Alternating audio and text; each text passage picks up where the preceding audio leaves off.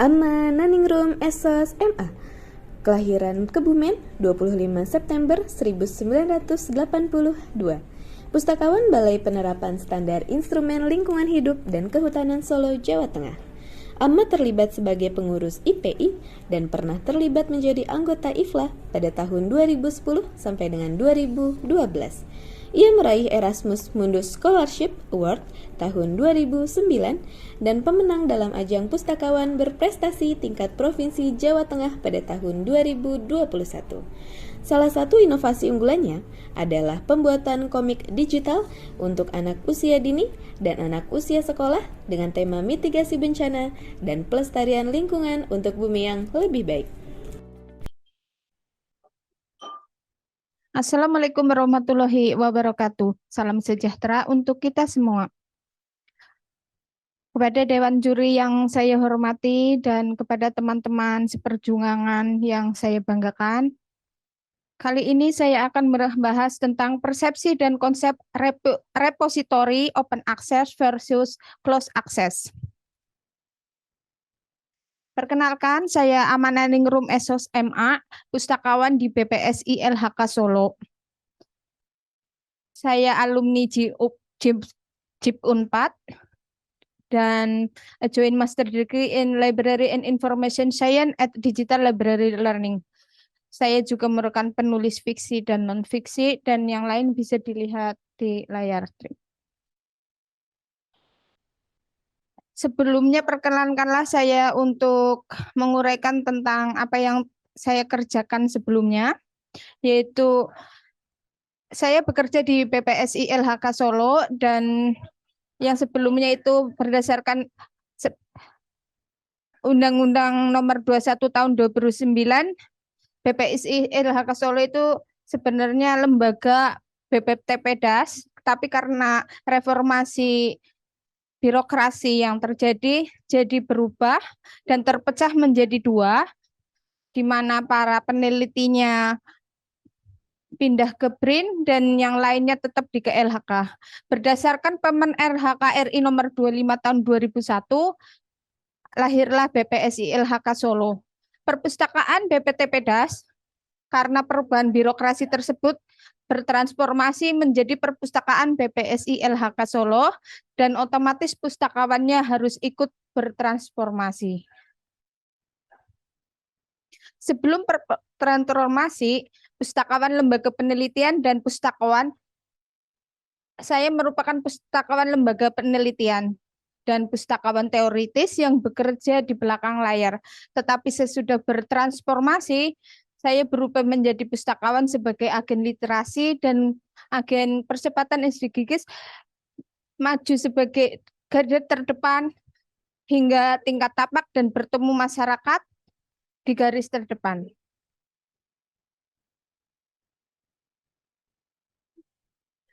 Sebelum bertransformasi, kegiatan yang dilakukan yaitu konsultasi dan editing KTI, translate abstrak, dan KTI memberikan layanan penelusuran informasi kompleks tapi hanya sebatas sampai penyediaan informasi. Bersama tim menyelenggarakan webinar internasional, membuat komik, mengembangkan database dan website perpustakaan atau lembaga, menjadi penulis fiksi saja, terus sebagai tutor siswa dan mahasiswa PKR.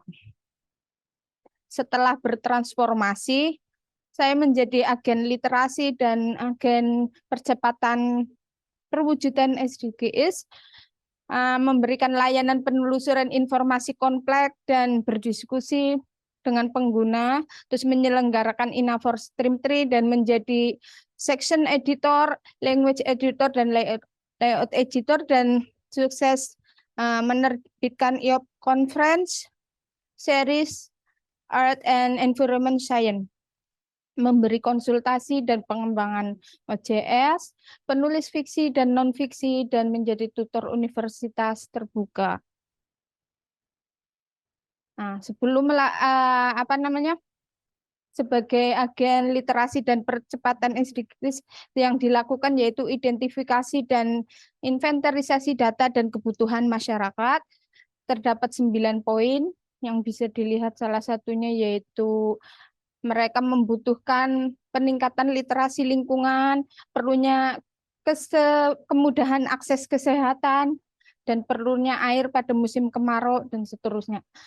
Yang kedua yaitu setelah ditemukannya kebutuhan masyarakat, lalu membuat konsep dan perencanaan kegiatan, lalu melakukan jejaring mana yang kira-kira bisa kita lakukan, tapi yang nggak bisa dilakukan, kita melakukan jejaring dengan pihak-pihak yang bisa melakukan.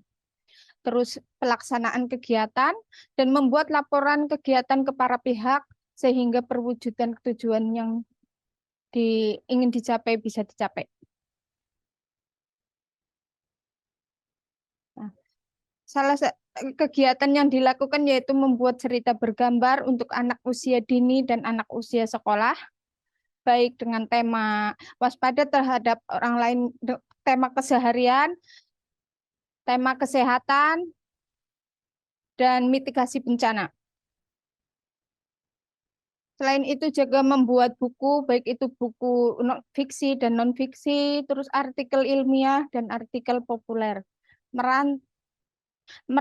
Merancang dan membangun chair library step, menyusun komik digital dan melakukan sosiali mitigasi bencana, serta membangun perpustakaan KHDTK Gombong untuk meningkatkan literasi sesuai dengan kebutuhan yang didapat dari kegiatan identifikasi sebelumnya.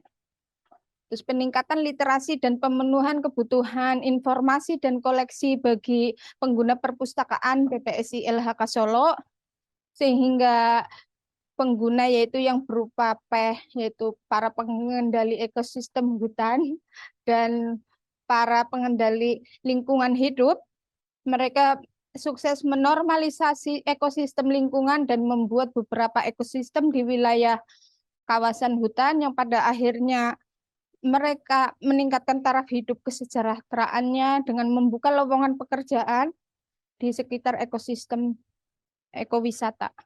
Ini contoh ekowisatanya, camping ground. Selanjutnya yaitu meningkatkan literasi lingkungan dan baca tulis untuk mempercepat perwujudan SDGs untuk membangun generasi Z dan Alpha.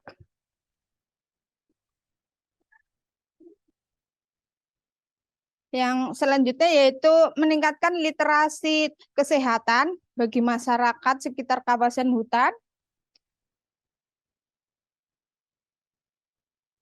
Nah, menjawab tentang tugas yang diberikan yaitu merancang, membangun, dan mengembangkan website institusional repository. Nah, di sini saya menjawab pertanyaan yang kemarin itu tentang close access dan open access. Di balai kami itu, jadi repository-nya ada yang open access, yaitu dan ada yang close access. Yang open access yaitu IOP, Conference Series, dan migrasi JPP DAS. Konsep repositori sendiri yaitu adalah suatu tempat di mana dokumen, informasi, atau data disimpan, dipelihara, dan digunakan. Tujuan repositorinya sendiri yaitu untuk menyimpan karya ilmiah dalam bentuk digital, untuk meningkatkan layanan perpustakaan, dan meningkatkan akses secara terus-menerus. Jenis repositorinya yaitu open access, semi open access, dan close access. Software yang digunakan yaitu bermacam-macam, tetapi saya kalau di sini lebih familiar dengan DSpace, Fedora, AppPrint, dan Greenstone. Sebelum membangun dan menentukan jenis sebuah repository, dilakukan identifikasi siapa yang menggunakan dan manfaatnya apa. Berdasarkan hal tersebut, dibuatlah kebijakan institusi menjadi dasar pedoman pemanfaatan dan penentuan jenis repository. Sistem repository close access mempunyai kelebihan dan kekurangan, termasuk juga open access juga memiliki kelebihan dan kekurangan.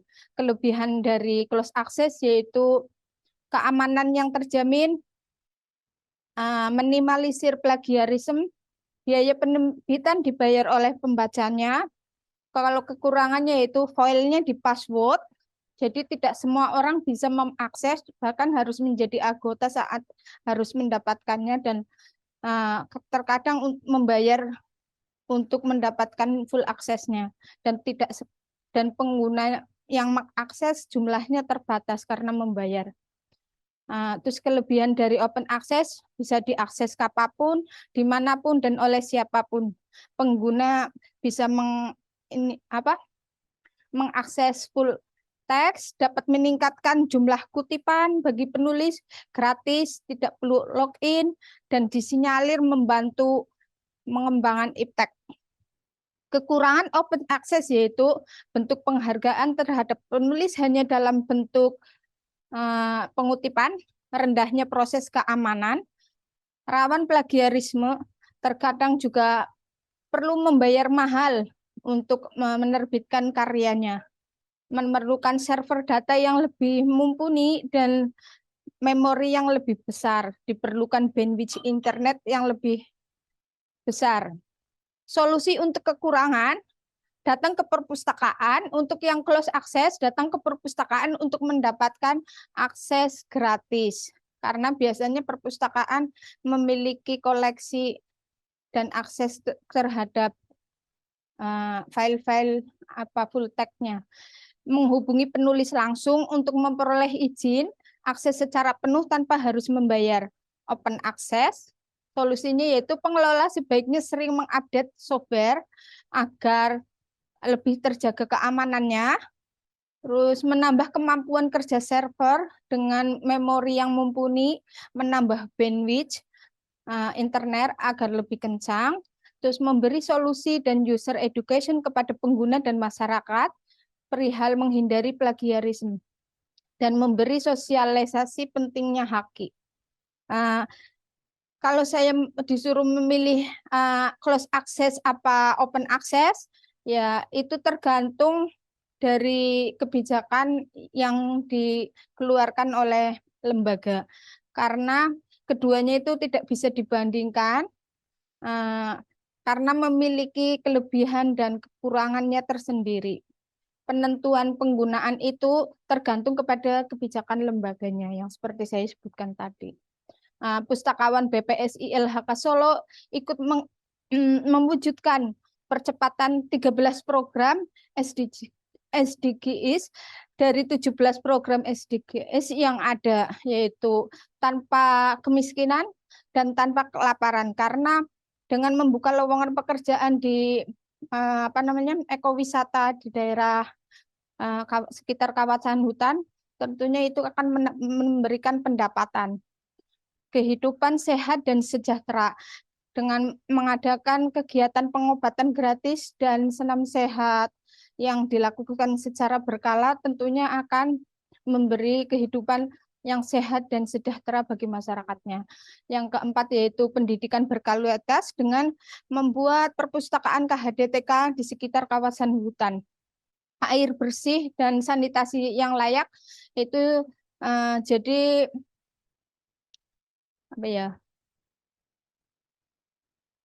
perpustakaan selanjutnya juga pekerjaannya layak dan pertumbuhan ekonomi. Jadi perpustakaan setelah memberikan informasi dan koleksi kepada dan konsultasi kepada para PEH tersebut, akhirnya para PEH bisa menormalisasi ekosistem lingkungan, jadi mereka akan membuka lowongan pekerjaan. Selanjutnya yaitu industri, inovasi, dan infrastruktur. Dengan pembuatan ekowisata dan jembatan di wilayah sekitar hutan tentunya akan menambah infrastruktur di kawasan hutan dan bisa menjembatani akses dengan daerah lain.